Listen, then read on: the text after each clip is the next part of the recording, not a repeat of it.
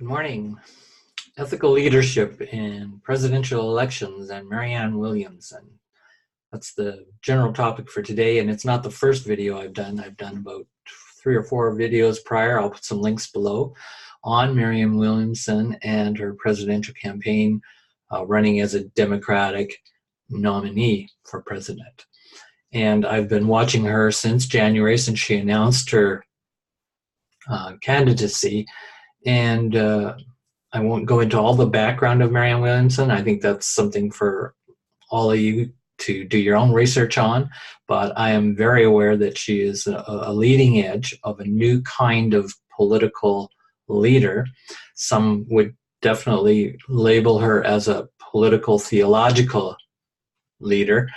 And I've just completed a book proposal to a New York publisher, and this is very exciting to me because I want to write a book on the Marianne Williamson phenomenon, and they're very interested in this, the publisher, so they've just recently sent me the reviewer's response to my book proposal, and this viewer, obviously coming out of a political science background, said, well, you know, this is political theology, and I'm not convinced that Marianne Williamson is the type of new leader that will cause a revolution in American society.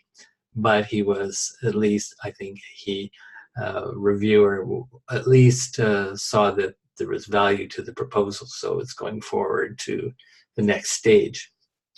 And probably in 2020, by the end of 2020, it'd be nice if that book came out, because I really want to have it to be something that will influence and perhaps even be significant in some humble way in the future of politics, not only in America, but Marianne Williamson being kind of a model, and all the responses to Marianne Williamson. That's the phenomenon around her and her leadership campaign, I think will be a really important model for the future in a good way. And the lessons from the book that I will bring out will be the faults and flaws and needed revisions to the type of campaign, bringing spirituality, politics, the 21st century, what she calls an integrative politics of love.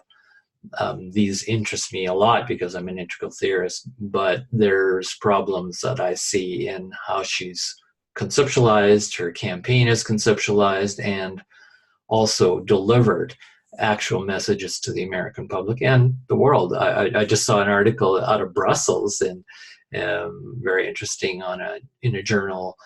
I think it was like a newspaper journal kind of thing, electronic, and the author was saying that, whoa, you know, Americans, you really need to vote and get this new president, Marianne Williamson, into, you know, your government. This would be good for your country and the world. I thought, okay, that's getting now interesting when other countries internationally start to have a different perspective than just within America.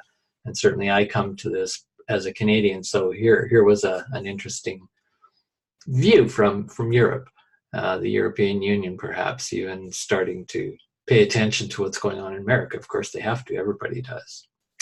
Very interesting election coming up, and that will start pretty heavily with January coming in the first primary voting. And of course, that will be a real crunching point for whether Marianne Williamson carries on in her campaign, because the number of votes will be real then, not just polls, which she's a little bit anathema to, and gives them little credit as determining whether she should keep going or not. So she's still positive. She's not in, as you know, the debates, and has been not qualifying for those for various reasons. And they often have to do, bottom line, with numbers. Where are the people backing you up, Marianne? And this is what my reviewer said in my book review as well, you know, is she really that significant because her numbers are so low? Well, I think she is extremely significant. And today I'm going to show you her latest, some excerpts from her latest promo video, a 58-second promo video, which she'll probably try to get onto a TV, or certainly it's on YouTube. And this is getting down to the crunch of creating these videos, right, to really promote yourself as a candidate in this run up to the primaries. So all that said, I'm going to bring several different points in of my critique of her campaign. But this is not an extensive interview of that. As I say, you can see my other videos for more extensive building a critique and a appreciation of great merit which she deserves and her work and her campaign team deserve, with, as I say, the flaws. And I wrote this one publication. You can go online if you want. It's near fearlessness, among women leaders. And that near fearlessness is my critique, because I think they could just go a little bit further, including Marianne Williamson, in their thinking to really bring out the best of what a fearlessness, really integral perspective. And yeah, call it a politics of love if you want, but it's really a rescue of a fear-based politics that needs to move to a fearlessness political life and ethical leadership and guidance. All of the great moral and ethical things that Williamson talks about continually in her speeches. And as I say, watching for the last year, I've pretty much got a pretty good sense of how she's doing that. And I'm also watching a certain kind of pattern of her distress and her anger in some ways getting a hold of her and not bringing out her always best side of her angel nature, as she might use that phrase. So I'm just going to read a quick excerpt to start us off today. Marianne Williamson Has Almost Everything was the title of an article. And I'll just read a couple excerpts for it and tell you a little bit more about it. Marianne Williamson Has Almost Everything. The best-selling guide to the stars is missing. The peace that understanding brings. So it's a little bit of a critique by Tim Appello and Frank Spotsnitz. March 6, 1992. Marianne Williamson's job is helping people find heaven, but right now she's mad as hell. Not that she isn't grateful for what God has brought her lately. After growing up a wealthy lawyer's kid in Houston, she blew her youth on bad boys and good dope. Quote, I don't know anybody who doesn't have a lost decade, end quote, she jokes. Now at 39, she's found herself and Jesus, of whom she is the most eminent eccentric Jewish exponent. Williamson is a New Age guru, gorgeous and successful, connected to some of the top names in Hollywood. Though not rich or famous yet, she lives modestly in LA with her toddler daughter, India, whose dad has declined to identify. She is not identified. Williamson was blessed in February 4th with a bully pit, a guest spot on Oprah Winfrey's show. Oprah went all out to get every one of her 14 million viewers at that time to buy Williamson's new book, her first, The Snappy Mystical Tome, quote, A Return to Love, end quote. Oprah bought 1,000 copies on that show, and from then on, of course, gave them away and promoted Marianne Williamson. And to this day, Oprah, just for interest, has not come out in public during this campaign for presidency and endorsed Marianne Williamson. You can think of that what you might. There's a story behind that. Any good critical journalist would be snooping for why is that not the case, and how has that actually impacted Marianne Williamson's success by not having that re-endorsement from 1992 to now, 2019, worth looking at. I'm going to move into some content of critique here now, as I said, on this latest video. I'll bring it up right now. It's called Like a Boss. Interestingly enough, let's just see, share video. All right, desktop. Let me open the PowerPoint for you. All right. So this Like a Boss she's done a few of these very popular short videos to get onto TV spots and any other kind of spot she can to high profile. And this one is the front cover. You can just see she's a political visionary. This is pretty, there she is hugging, you know, this African-American man. And let's go to the next slide. The video progresses within the first really 6 or 7 seconds to people saying, okay, she's a political visionary, but she's not a politician per se. And in the video, that's a positive thing. And then here's the real statement as a fearologist myself, as a fear analyst, where I start to get really critical of what is she really trying to do in this 58-second video. And so this woman says in the video, and the political establishment is terrified of her because she's this political visionary and because she's so, quote, radical. They didn't use the word radical. They could have. She's so different, to put it in simple terms. But here we're bringing up the really important notion. Remember, Marianne Williamson, at the end of this video, she says, and Marianne Williamson approves this, this ad. Well, of course, she was involved, no doubt, in helping the advertising company put this together, and probably she put a lot of her money toward it, both from her funders and perhaps even her own money. So this is not like she has her hands removed or distance from this ad. She can bet on it. Not at this point. This is critical that she tries to get the message she wants. And the political establishment is terrified of her. And I go, okay, so why did you put that in? Let's go to the next slide, which just exacerbates the problem of a type of fear mongering here. She's basically, they should fear her, is the message. Well, this really creates, to me, a very old political discourse, not a 21st century integrative politics of love, Marianne, which is everything that she promotes is supposed to be of that ilk. So I'll just stop the share there and come back to the video.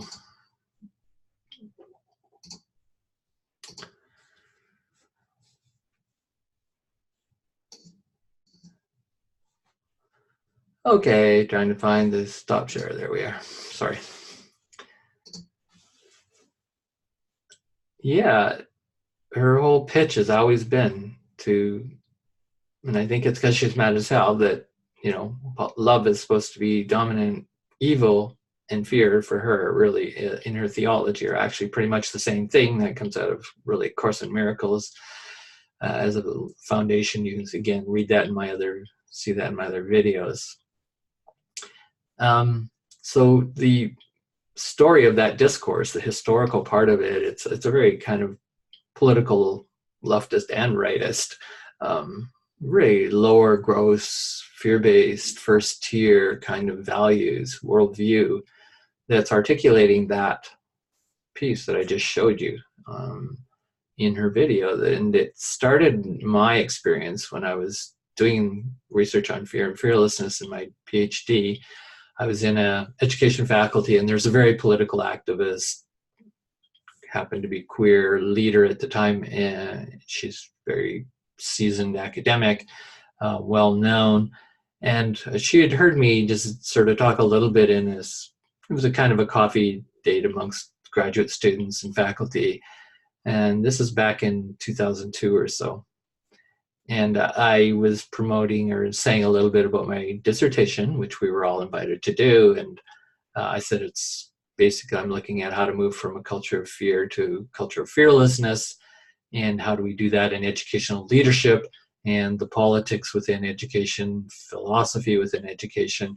I said we need a dramatic paradigm shift. And it really, I could have said for the 21st century, which eventually I did say in my book, The World's Fearlessness Teachings, critical approach to fear management for the 21st century.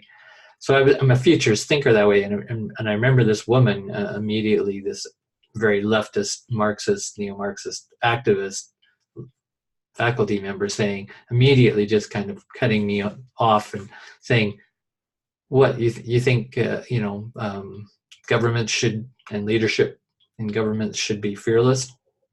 moving to fearlessness? And I said, yeah, oh, definitely. It would be much less violent for society. And of course, by that time, her eyes are spinning. And then she quickly comes back and says, no, the government should be terrified of the people. That's the only way. Otherwise, if that isn't the case, the logic is that terrified people are going to be controlled by governments who use people's fear. Okay, as much as that definitely is some reality to that, we do not want a terrified population ruled by so-called fearless or bravado, really, governmental powers and elites who are manipulating, right, the people who are terrified. And so I agree that's a horrible set of relationships, certainly for a healthy culture, and it certainly isn't going to lead to a culture of fearlessness and our ethical leadership in the political sphere. But I basically challenged that and said, well, I think that's not the kind of thinking that I'm promoting, is that we should, now have terrified leaders afraid of the people, and therefore they're going to be better leaders. Why? Well, because my fundamental premise of all my research, and this goes back to 1989, is that we have to move away from this fear-based logic, fear-based, fear-mongering type of analysis and promotion and policies that continue that kind of society where somebody's supposed, whether it's the elite or whether it's the people, are supposed to be fear-based. Why? Because somehow that's the logic that is going to make for a great liberation, freedom-based society? No. I challenge that completely, and that's all of my work is about that. So that's the nutshell of my critique here today in this video, and watching how Marianne Williamson's now slipping, in my opinion, from her very high level, politics of love, promotion, theology, philosophy, value system, which is great, but slipping in that discourse now in this political video, 58 seconds, why would you have to put in there that, and the leadership of the country is terrified of her, right? Politicians are terrified of her because she's this amazing radical visionary and bringing love, and then the follow-up video, section of the video is these guys saying, yeah, well, they should be terrified of her. Well, what she's saying is they should be terrified of us, all Marianne Williamson's followers, and the people in general. So you can watch that video. I'll leave a link here, make your own views, give me some feedback on it. I'm basically sharing with you today that this is a real drop in the integrity, the ethical integrity of her leadership and of good leadership in general, in an emancipatory way, which she promotes and speaks of. But to me, she really missed it, and she's falling back as her campaign team, because I'm not just blaming her, but there's a phenomenon around Marianne Williamson where people, I have argued in the past videos, probably just do not know how to critique her, and that includes her team, other than on probably certain obvious or logistical reasons, but they just are not able to really, in my view, probably get to the real core of a critique, and she may not even be able to listen and be willing to listen to, because her value system is so strong, so focused, and yet you start getting accidents, quote, even if not intentional, where something like this slips, and all of a sudden now we've got her as this top model of great revolutionary politics in the United States, and she's falling into the same kind of fear-mongering. And Aung San Suu Kyi, way back in her Nobel speech, Nobel Prize 1991, she wrote the speech and got published as famous, and she wrote, power is not what corrupts leadership. She said fear is what corrupts leadership, and it's the fear of losing power. And so I go back to that 1992 essay, is that I think she already was mad as hell, and it was already compromising in that article, even though they support her leadership in the spiritual communities. And now as she's moved into politics, I see that twisting of power, fear, even within her, she's so afraid that Donald Trump is going to win again. And yeah, well, that's a reasonable fear, one would say, and it may happen.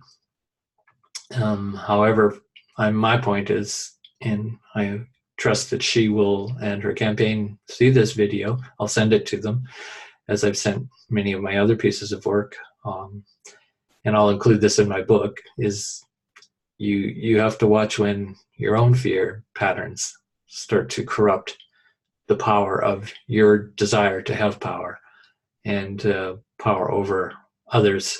In this case, an implicit message in this 58-second video to have leadership in this country, politicians, to be terrified of her, and they should be. Sorry, that is not the reaching of our highest potential. It is not the most elegant or most mature political philosophy or psychology. And that's why I've said she's approaching a near fearlessness psychology, great, but is not quite there. And so I'll continue to write about this and talk about it, and look forward to your comments. Thank you.